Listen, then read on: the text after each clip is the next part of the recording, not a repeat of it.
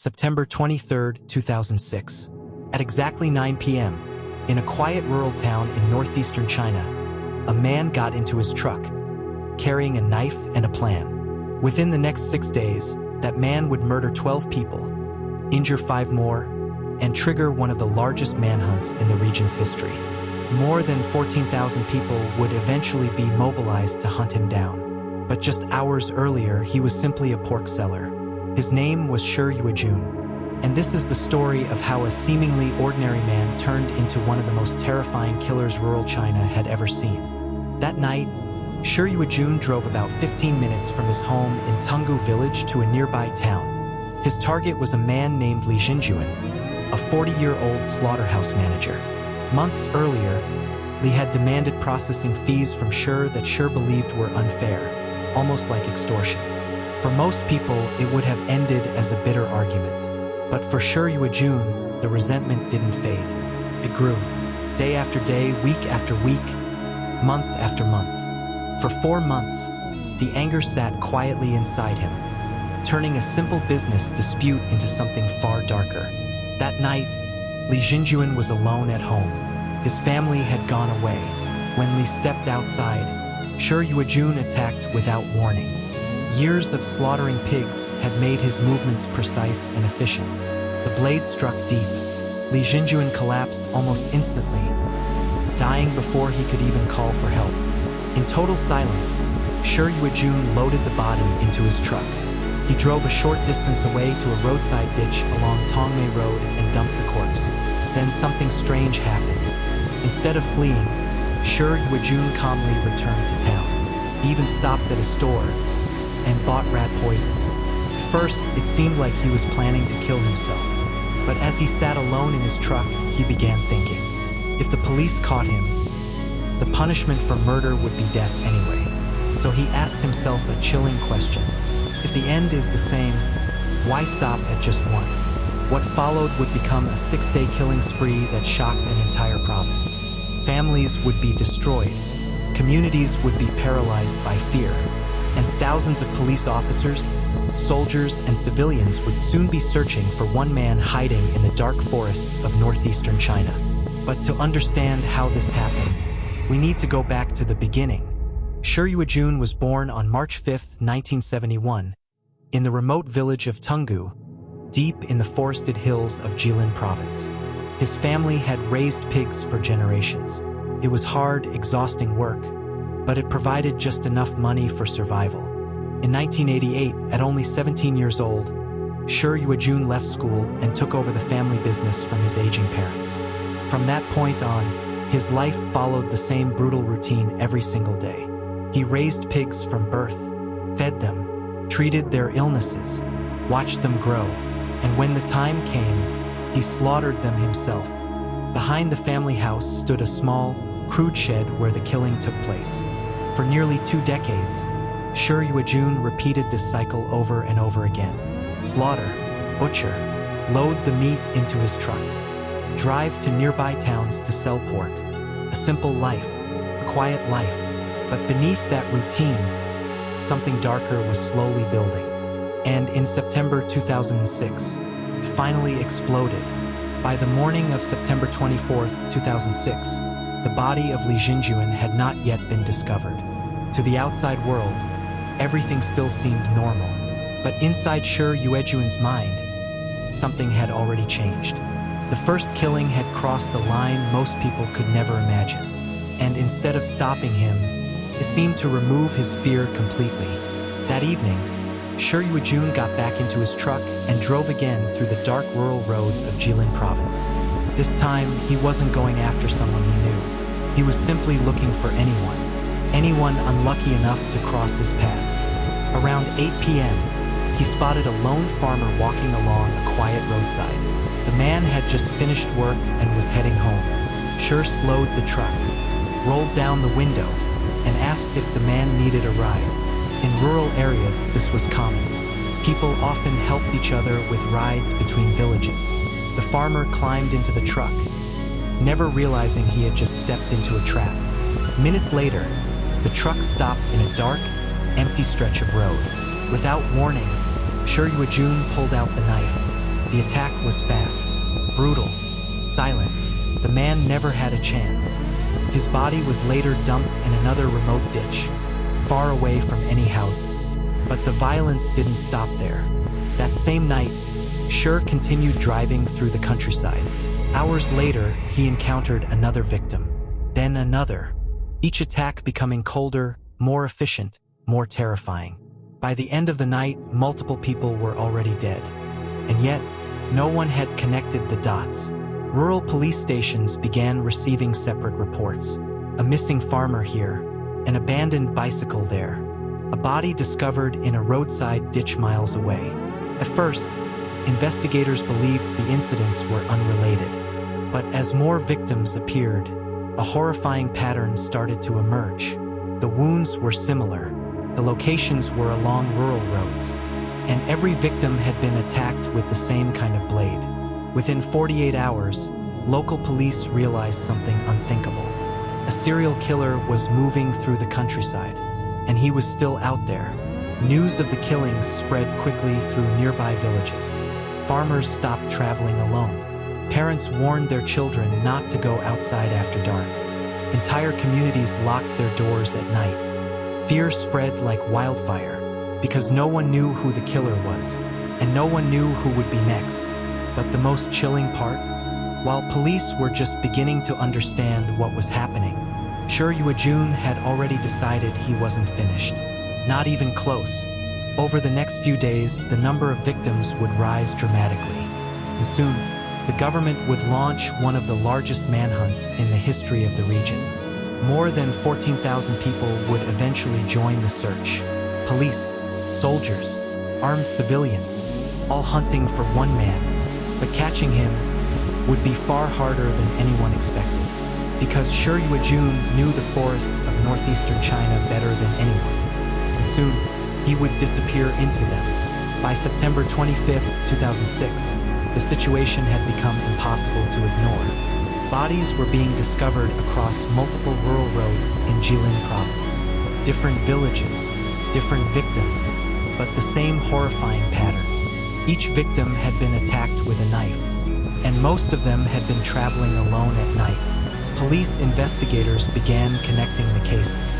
What first looked like isolated crimes was now clearly something else. A serial killer was moving through the countryside, and he was killing again and again. Local police quickly realized they were facing a serious problem. The area where the murders were happening was massive. Thousands of kilometers of farmland, dense forests, isolated dirt roads connecting tiny villages. If the killer knew the terrain well, he could disappear almost anywhere. Meanwhile, Shi Yuejun was still driving through the region in his truck. By this point, the killings had become disturbingly routine. He would patrol rural roads late at night, looking for people walking alone, sometimes farmers returning home, sometimes travelers waiting for transportation, sometimes complete strangers who simply trusted the wrong person. Once inside the truck, they had almost no chance. Over the next few days, the number of victims continued to rise. One body was discovered near a drainage ditch, another near an abandoned road, another deep beside a field path. Each discovery added more fear and more pressure on the authorities.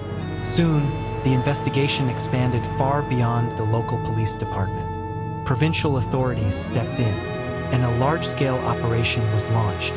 Thousands of officers were deployed across the region. Road checkpoints appeared overnight. Police vehicles began patrolling rural highways. Helicopters even joined the search in some areas. Villagers were warned to stay indoors after dark. Traveling alone became extremely dangerous. But Shi Yuejun had one huge advantage. He had spent his entire life in this region. He knew the back roads, the hidden forest paths, the shortcuts between villages. And when he realized police were closing in, he made a critical decision. He abandoned his truck and disappeared into the mountain forests. Now the hunt became even harder. Tracking someone through farmland was difficult, but tracking someone through dense wilderness? That was another level entirely. Authorities responded by mobilizing a massive force. Police officers, armed militia, forest rangers, local villagers. In total, more than 14,000 people joined the search. It became one of the largest manhunts in the region's history. Entire mountainsides were combed. Search teams moved slowly through forests with flashlights and rifles. Every cabin, cave, and abandoned house was checked. But day after day, Shi Yuejun remained missing. No sightings, no clear trail, just silence in the forests, and a terrifying question hanging over the entire province. Was he still out there, waiting for another victim? But what investigators didn't realize yet was that the man they were hunting had already begun running out of options. He was hiding, hungry, exhausted, and surrounded. The massive manhunt was slowly tightening its grip. And soon, someone in a quiet village would make a discovery that would finally reveal where Shi Yuejun had been hiding. But what happened next would shock everyone involved in the search. By September 27, 2006, the manhunt had reached a scale rarely seen in rural China. More than 14,000 people were now involved in the search. Police officers, armed militia, forest rangers, even local villagers volunteered to help. Entire regions of Jilin Province were placed under intense surveillance. Roadblocks appeared on highways and small country roads alike. Every vehicle was stopped. Every stranger questioned. But the killer they were searching for had already vanished into one of the most difficult environments to track a person: the dense mountain forests surrounding the rural villages. Search teams moved slowly through the woods in long lines, each group spaced only a few meters apart. Flashlights swept across thick bushes and fallen trees. Dogs were brought in to track scent trails, but the terrain made everything harder. The forests were deep, the ground uneven, and visibility was often limited to just a few meters. A man who knew these woods well could stay hidden for days, and Shi Yuejun knew them better than almost anyone. For nearly 2 decades, he had driven these back roads to deliver pork to nearby towns. He knew which forest paths led to remote villages, which hills had abandoned hunting cabins, which areas people rarely visited. If anyone could disappear here, it was him. Meanwhile, fear across the region continued to grow. Villages that were normally peaceful after sunset now felt completely different. Doors were locked early. Farmers stopped traveling alone. Parents refused to let children leave the house after dark. People whispered the same question everywhere: where was he hiding? As the search intensified, investigators began reviewing the timeline of the attacks. One important detail started to stand out. Most of the murders had taken place along a specific network of rural roads that connected several small villages near Tonghua Road. If Shi Yuejun was hiding somewhere nearby, he would eventually need food, water, or shelter, and that meant sooner or later, someone would see him. Then, on the morning of September 28th, a farmer reported something unusual. While checking land near the edge of a forested hillside, he noticed fresh footprints near an abandoned structure. The building was an old, partially collapsed shed used years earlier by hunters. At first, the farmer thought it might be a trespasser or someone looking for shelter. But when he saw discarded food wrappers nearby, he immediately contacted local authorities. Within minutes, the information reached the search command center. Police realized something important. The location was directly inside the search perimeter. If the footprints belonged to Shi Yuejun, they might finally be close to catching him. Armed police units quickly surrounded the area. Search teams moved in carefully from multiple directions. The forest was completely silent. Every officer knew they might be walking toward a desperate and dangerous man. A man who had already killed multiple victims. A man with nothing left to lose. Slowly, the teams closed in on the abandoned shed. Weapons raised, flashlights ready, every step cautious. The tension in the forest was almost unbearable, because inside that small, broken structure, someone might be hiding, someone who had managed to evade 14,000 people for days. And in just a few moments, the manhunt that had terrified an entire province was about to reach its final confrontation. But what happened when police finally found Shi Yuejun was something few of them expected. As armed police units slowly surrounded the abandoned shed deep in the forest, the tension was overwhelming. For days, thousands of people had searched across mountains, farmland, and villages. Now, the manhunt might finally be coming to an end. Officers moved carefully through the trees, forming a wide circle around the structure. Every step was cautious. Every sound in the forest felt amplified, because they all knew one thing.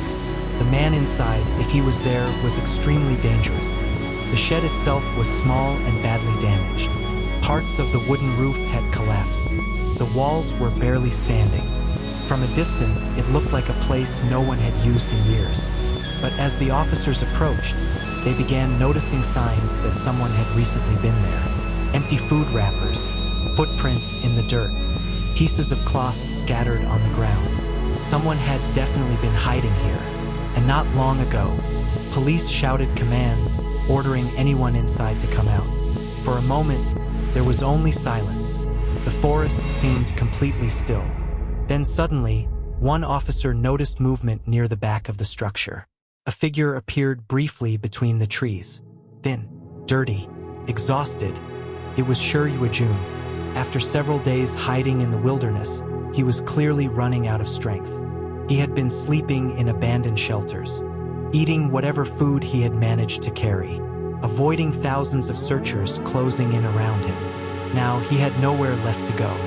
Officers immediately rushed forward and surrounded him. Weapons aimed. Commands shouted. This time, Shi Yuejun did not resist. The man who had terrified an entire region stood silently as police moved in. Within seconds, he was restrained and taken into custody. The massive manhunt was finally over. News of the arrest spread quickly across the province. For nearly a week, communities had lived in fear. Now people could finally breathe again. But the investigation was far from finished, because what authorities soon uncovered about the killings would make the case even more disturbing. During interrogation, Shi Yuejun calmly confessed. One murder had quickly turned into another, then another, and another. By the time the rampage ended, 12 people had been killed. 5 more had been seriously injured, all in less than a week. The scale of the violence shocked investigators. Many of the victims had been complete strangers, people who had simply trusted a ride from a man driving through the countryside. A normal act of kindness in rural communities had turned into a deadly trap. In the end, the manhunt that involved 14,000 people had finally captured the killer. But the story of Shi Yuejun would leave a deep scar on the region for years, because it raised a disturbing question.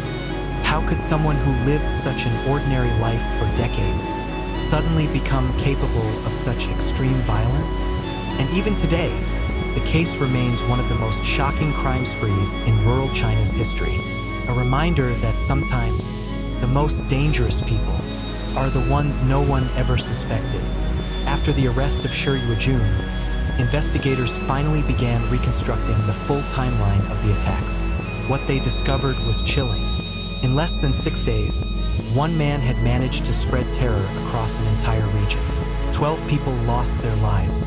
5 others were seriously injured. Most of them had never met Shi Yuejun before.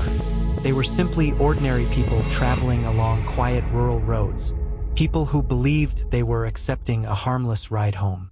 During questioning, Shi Yuejun showed very little emotion. Investigators tried to understand what had pushed him to commit such extreme violence. At the center of it all was the first murder, the killing of slaughterhouse manager Liuhe County. What began as a business dispute over slaughter fees had slowly grown into deep resentment.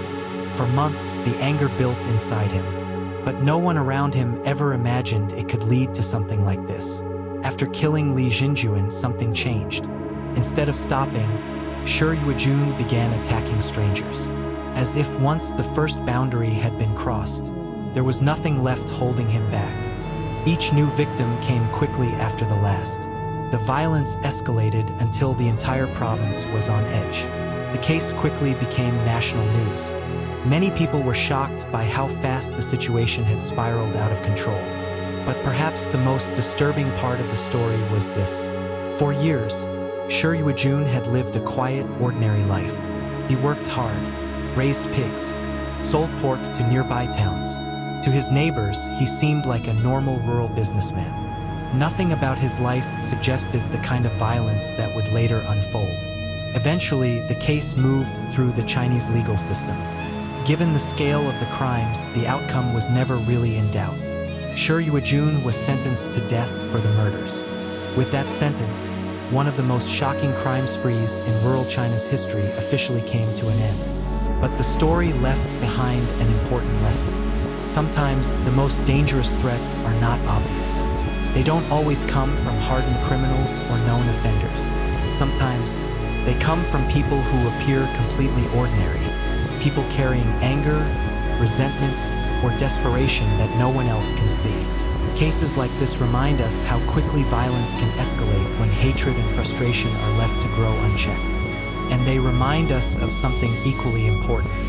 Moments of kindness, like offering or accepting a ride from a stranger, can sometimes carry risks we never expect. The story of Shi Yuejun remains a chilling reminder of how fragile safety can be, even in the quietest places, and how one person's choices can change the lives of dozens of families forever. Thanks for watching. Don't forget to like, share, and subscribe for more videos.